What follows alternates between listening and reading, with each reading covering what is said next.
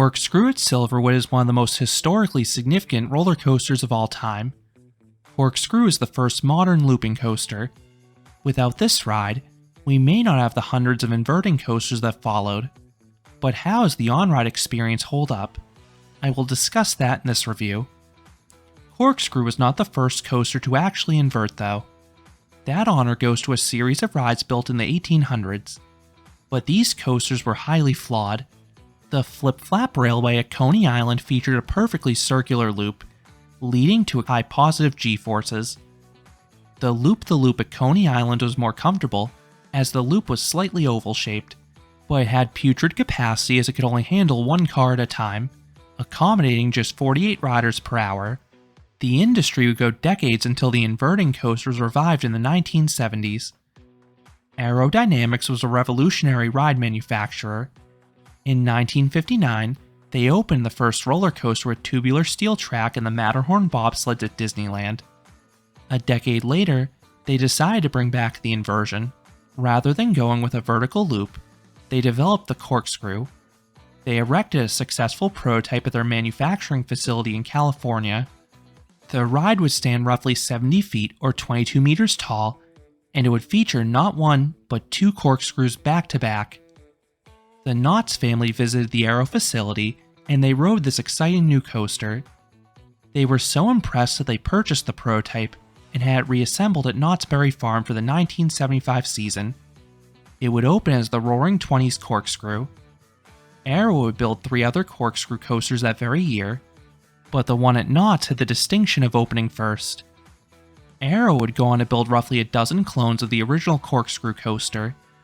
These rides were compact and simple, with those 2 corkscrews being the main selling point. Arrow would later offer the loop screw variant that added a vertical loop in between the drop and first turnaround. Both Arrow and other manufacturers started developing larger and more complex looping coasters throughout the late 1970s and much of the 1980s. One such example was the Boomerang coaster by Vekoma. This ride had 3 inversions, and it also was a shuttle coaster, meaning guests would experience the layout going both forwards and backwards. Knott's Berry Farm wanted to add a new coaster in the late 1980s, but they were landlocked and needed to remove something to add a new coaster. They ultimately decided to remove their historic corkscrew in 1989. This was replaced with one of those aforementioned Vekoma Boomerangs in 1990. Knott's would later remove this ride in 2017, and ever since 2018, that spot has been home to Hang Time, which is way better than Boomerang or Corkscrew in my opinion. As for the historic Corkscrew, the ride was saved. Silverwood was a brand new amusement park in Idaho. The park opened in 1988 with a very limited attraction lineup. At the time, the park had just a steam engine train and a few flat rides. The park wanted to add a splashy new coaster, specifically something with inversions. So they purchased Knott's Berry Farm's former corkscrew for $250,000, and they had it relocated up north. The ride reopened in 1990, and it has been operating ever since at Silverwood. The ride was placed in the Country Carnival section of the park. The ride originally opened as the gravity-defying Corkscrew, but the name was later shortened down to just Corkscrew. The ride features dark black track and yellow supports. The latter's coloring is so faint that they honestly look white from many angles. Nowadays, this coaster does not usually have much of a wait. All my visits to Silverwood have taken place on summer weekends, and several of their coasters have built up sizable waits, but this one has always been a walk-on. That is even with the ride operating with just one train. This train does hold a respectable number of guests though, as it holds 24 riders per cycle. The train is comprised of 6 cars, each with 2 rows of 2. When you reach the station, you are free to wait for any row that you'd like. The front row offers a slightly smoother ride, but I recommend the back on this one. You get some great airtime on the first drop. Corkscrew is the first coaster to feature over-the-shoulder restraints. This restraint is commonplace nowadays for many looping coasters, but it was designed specifically for this ride to keep riders in their seat during the inversions.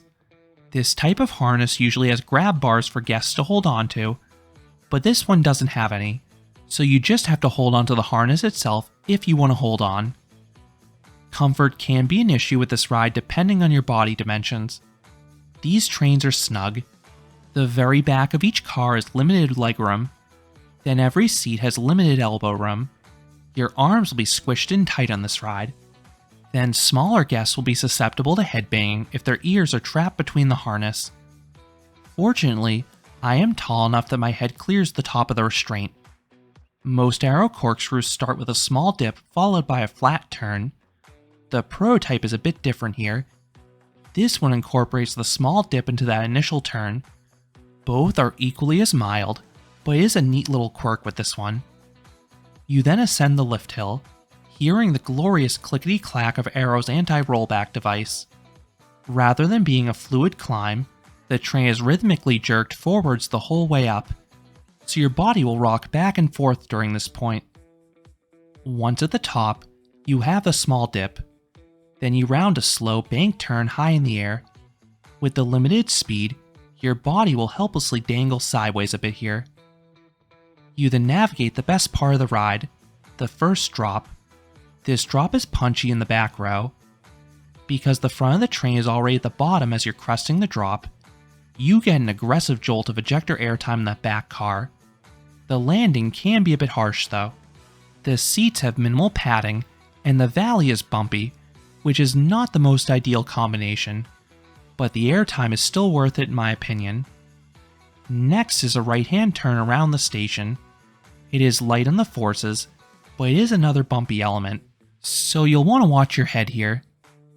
Then you have the signature back-to-back corkscrews. These are not snappy like the corkscrews found on B&M loopers. These ones are slower and more graceful. You get a smidge of weightlessness at the apex of each though. You may just want to brace yourself entering and exiting this element.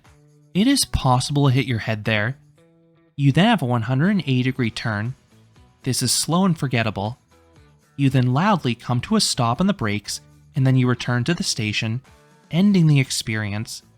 This coaster is super short, as it only has a few elements, and it covers just 1,250 feet or 380 meters of track.